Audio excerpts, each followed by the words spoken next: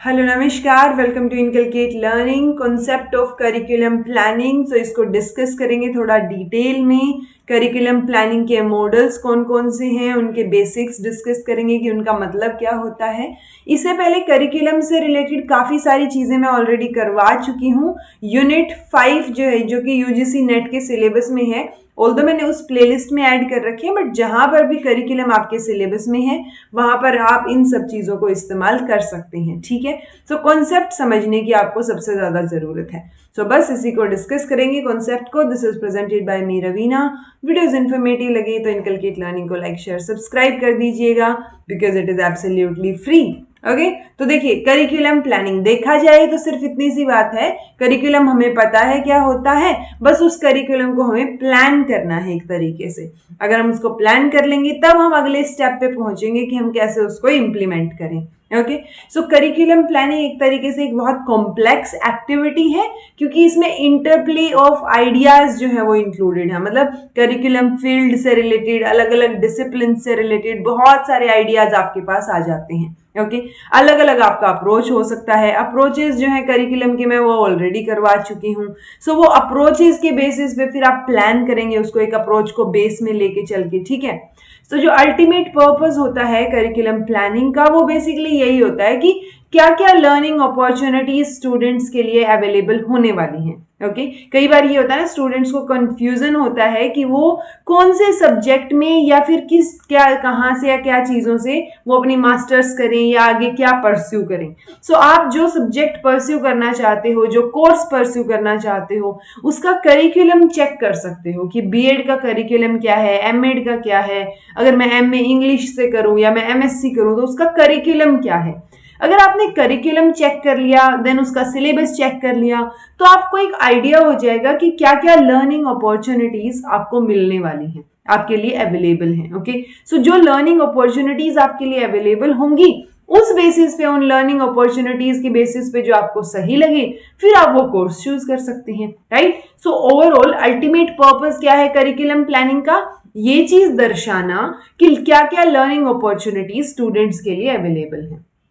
Okay, सो curriculum planning ultimately concerned है कि learners को क्या क्या एक्सपीरियंसेस मिलने वाले हैं, और अल्टीमेटली इसमें करिकुलम प्लान कर रहे हैं ना, तो प्लानिंग के दौरान तो बहुत सारे डिसीजन लेने पड़ते हैं। मान लो आपने सोचा कि चलो मुंबई घूम के आते हैं, बट मुंबई घूमने जाने के लिए बहुत सारे डिसीजन और भी तो लेने पड़ेंगे जो कि आपकी ट्रिप प्लानिंग में शामिल होंगे। सो कि आपको कहाँ रुकना है, कितने पैसे लगेंगे, क्या खर्चा आएगा, कैसे जाना है, कैसे आना है, कितने दिन रुकना है।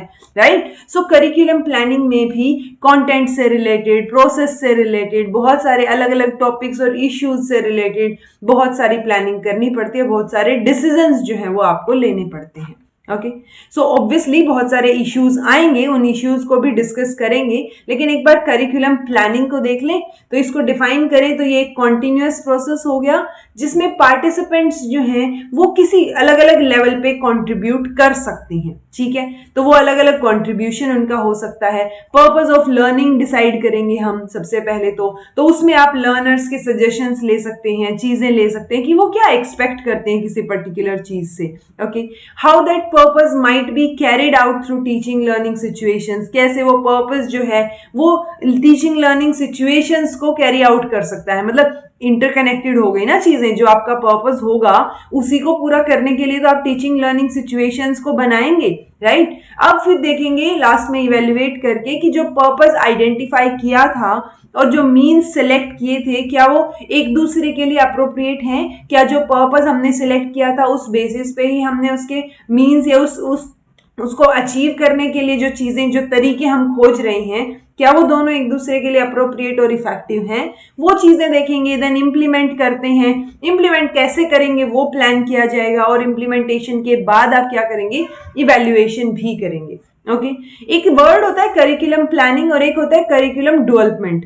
सो इन दोनों को कई बार इंटरचेंजेबली यूज किया जाता है, बट अगर हम फिर भी डिफरेंस देखें इनमें कि अच्छा क्या डिफरेंस हो सकता है, तो बहुत सारे लोगों का मानना है कि ये दोनों डिफरेंट हैं, और उनमें से वो क्या बोलते हैं कि करिकुलम प्लानिंग ना एक ब्लैंकेट कॉन्सेप्ट है। बेसिकली उसके अंदर करिकुलम से रिलेटेड कुछ भी चीज आ सकती है, एक ब्रॉड पर्सपेक्टिव है, लेकिन उस ब्रॉड पर्सपेक्टिव में कहीं ना कहीं एक जगह पे जाके हम स्पेसिफिक स्पेसिफिकली डेवलपमेंट की बात करते हैं, उन एक्टिविटीज से कंसर्न होते हैं जो कि मतलब with the design of actual teaching learning situations. तो जो एक्टिविटीज टीचिंग लर्निंग सिचुएशन कैसे होंगी एक्चुअल में, रियलिटी में, उनसे रिलेट करती हैं, उनसे कंसर्न है, उन एक्टिविटीज को हम क्या बोल देते हैं, करिकुलम डेवलपमेंट, क्योंकि हम करिकुलम को वहां डेवलप कर रहे हैं कि ये एक्टिविटीज होंगी, इस तरीके से किया जा सकता है। अगर हम करिकुलम प्लानिंग बोले, सो प्लानिंग एक ब्रॉड गोल्स जो है ना उनकी आइडेंटिफिकेशन है कि ब्रॉड लेवल पे आप क्या करेंगे, राइट। सो हम ये बोल सकते हैं कि based upon the broad goals at the development stage we identify the ways to translate those goals into a coordinate and coherent program of learning experiences। तो सेम वही चीज हो गई अलग अलग शब्दों में कि ये एक ब्लैंकेट कॉन्सेप्ट है करिकुलम प्लानिंग का, और उसके अंदर करिकुलम डेवलपमेंट हम पढ़ेंगे, और करिकुलम डेवलपमेंट जो है वो कंपैरेटिवली नैरो होगा क्योंकि जो टीचिंग लर्निंग सिचुएशंस हैं उनको, उनके लिए जो एक्टिविटीज कंसर्न है उनके बारे में हम बात कर रहे हैं। ओके, सो ऑब्वियसली जब हम करिकुलम को प्लान कर रहे हैं तो बहुत सारे इश्यूज देखने को मिलेंगे, बिकॉज करिकुलम प्लानिंग में एक तरीके से ग्रुप ऑफ पीपल शामिल है। ऑल्दो अप्रोच पे डिपेंड करेगा कि कैसे कौन कौन शामिल है, आप किस तरीके का करिकुलम बना रहे हैं, राइट। सो वो जो आगे हम करिकुलम के मॉडल्स भी देखेंगे वहां पे हमें समझ आएगा कि अच्छा ठीक है, एक्सपर्ट्स को इंक्लूड कर रहे हैं, एडमिनिस्ट्रेटर्स को इंक्लूड कर रहे हैं, टीचर्स को इंक्लूड कर रहे हैं, या फिर बच्चों को भी इंक्लूड कर रहे हैं करिकुलम प्लानिंग में। सो पॉइंट ये है कि जो बहुत सारे लोग होंगे, so naturally individual differences exist करेंगे और बहुत सारे डाइवर्स व्यूज और ओपिनियंस हमें इससे रिलेटेड मिलेंगे। जब बहुत सारे व्यूज मिल रहे हैं तो हमें इश्यूज भी होंगे। किस तरीके के इश्यूज, लाइक हमें समझ नहीं आएगा कि कुछ लोग बोल रहे हैं सब्जेक्ट सेंटर्ड होना चाहिए करिकुलम, कुछ लोग बोल रहे हैं लर्नर सेंटर्ड होना चाहिए। कौन प्लान करेगा करिकुलम को, बेसिक्स क्या रहेंगे करिकुलम बनाने के, क्या अप्रोच रहेगा।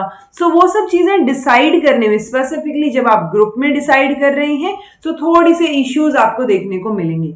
आपको अलग अलग लेवल पे भी इश्यूज देखने को मिल सकते हैं। इट्स लाइक आप नेशनल लेवल पे करिकुलम प्लान कर रहे हैं, स्टेट लेवल पे कर रहे हैं, या जो नेशनल लेवल पे किया है उसी ड्राफ्ट को स्टेट लेवल पे भेजा गया है, या टीचर से, स्टूडेंट से सजेशन लिए गए हैं, जिसको हम बिल्डिंग लेवल बोल देते हैं, इंस्टीट्यूशनल के लेवल पे जो चीजें हो रही हैं, ठीक है। सो बहुत सारे लेवल्स पे जब हम बात करेंगे सो उन लेवल्स के अपनी अपनी जगह पे अलग अलग इश्यूज भी हमें देखने को मिलेंगे।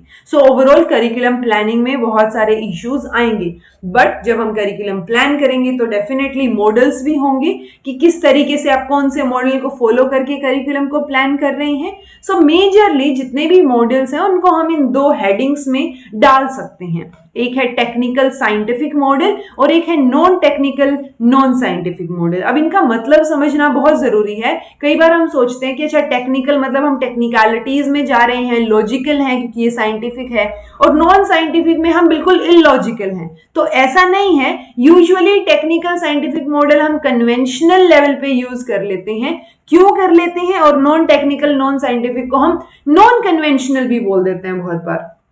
सो टेक्निकल साइंटिफिक मॉडल जो है उसका क्या पॉइंट ऑफ व्यू है कि जो करिकुलम का डेवलपमेंट होगा या आप करिकुलम को जो प्लान करेंगे वो एक प्लानिंग है बेसिकली किसकी, फॉर स्ट्रक्चरिंग द एनवायरमेंट, ताकि हम एनवायरमेंट को स्ट्रक्चर कर पाएं और कोऑर्डिनेट कर पाएं एक ऑर्डरली तरीके से जो भी एलिमेंट्स है, चाहे वो टाइम है, स्पेस है, मटेरियल है, इक्विपमेंट है, पर्सनल है। सो पॉइंट ये है कि हम इसमें थोड़ा स्ट्रक्चर्ड और सिक्वेंशियल वे में जाना चाह रहे हैं। ओके, वो टेक्निकल साइंटिफिक मॉडल होगा। सो ये करिकुलम बेसिकली हमें एक मैक्रो और ब्रॉड पॉइंट ऑफ व्यू देगा, प्राइम ऑब्जेक्टिव देगा एजुकेशन ऑफ द इंडिविजुअल के कि क्या क्या प्राइम ऑब्जेक्टिव होने चाहिए, क्या क्या चीजें होनी चाहिए। ऑब्जेक्टिव होंगे, देन आप क्या डिसाइड करेंगे। सो वो सारी चीजें किस में आ जाती हैं, टेक्निकल साइंटिफिक में। ओके, ये एजुकेशनिस्ट को एनेबल करता है to work with a plan in mind. So ये एक स्ट्रक्चर चाह रहे हैं, एक प्लान चाह रहे हैं कि कैसे आपको काम करना है। ओके, तो जो करिकुला है उसको प्लान किया जा सकता है एक ऑप्टिमल स्टूडेंट लर्निंग के लिए through scientific organisations of its components into a complex unit. तो ऑब्वियसली कॉम्प्लेक्स यूनिट तो बनेगी, बट आप इतना ध्यान रख सकते हैं कि टेक्निकल साइंटिफिक का मतलब है कि एक स्ट्रक्चर्ड और प्लान वे में हम चीजों को करना चाह रहे हैं। सो क्या नॉन टेक्निकल नॉन साइंटिफिक का मतलब ये होगा कि ये इलॉजिकल है? नहीं। तो ये चीज को आपको मिसलीड वर्ड देख के मिसलीड नहीं होना है। ये अप्रोच सिर्फ इतनी सी बात बोलता है कि ये फोकस करेगा लर्नर्स पे, उनके सेल्फ परसेप्शन या उनकी नीड्स पे, उनकी प्रेफरेंस पे। तो जो टेक्निकल मॉडल है वो एक तरीके से स्ट्रक्चर पे फोकस कर रहा है और उस स्ट्रक्चर के बेसिस पे एक ऑप्टिमम लर्निंग जो है वो स्टूडेंट्स को मिलेगी।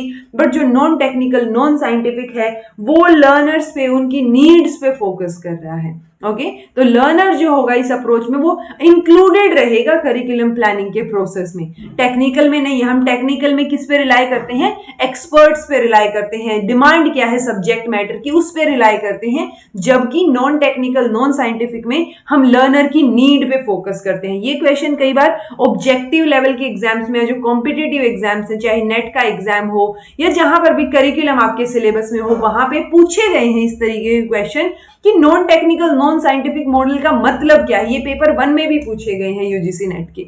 ओके और बाकी जो टीचिंग लेवल पे एग्जाम होते हैं वो तो डेफिनेटली उनमें पूछे जा रहे हैं। So non technical non scientific का मतलब है कि वो लर्नर की नीड पे फोकस कर रहे हैं। टेक्निकल और साइंटिफिक का मतलब है कि वो एक्सपर्ट्स पे रिलाई करते हुए एक स्ट्रक्चर पे फोकस कर रहे हैं। ओके सो क्या हम ये बोल सकते हैं कि जो टेक्निकल साइंटिफिक मॉडल्स हैं वो प्राइमरीली फोकस करते हैं सब्जेक्ट मैटर पे, जबकि जो non technical non scientific model हैं वो लर्नर की नीड पे, सब्जेक्ट मैटर पे और सोसाइटी, मतलब पहले लर्नर की नीड पे फोकस करेंगे तो जो सब्जेक्ट मैटर और सोसाइटी है वो सेकेंडरी हो गए हैं हमारे लिए, मतलब हम उन पे भी फोकस करेंगे बट प्राइमरी फोकस किस पे है। So primary focus technical model का स्ट्रक्चर पे, सब्जेक्ट मैटर पे है और नॉन टेक्निकल नॉन साइंटिफिक का लर्नर की नीड पे है। ओके सो ये करिकुलम प्लानिंग के बेसिक और उसका ओवरऑल कॉन्सेप्ट हमने समझा। फिर भी कुछ समझ नहीं आया हो तो कमेंट करके पूछ लीजिएगा, समझ आ गया है तो कमेंट करके बता दीजिएगा। This was all about today. Next class में हम बात करेंगे टेक्निकल मॉडल्स की, वेरी इंपॉर्टेंट क्लास, उसमें से बहुत क्वेश्चंस पूछे जाते हैं, आपको पता होनी चाहिए चीजें, सो वो जरूर देखिएगा। This was all about today. Thank you so much for watching. Be happy, keep smiling, subscribe to Inculcate Learning because it is absolutely free, and be consistent in your efforts.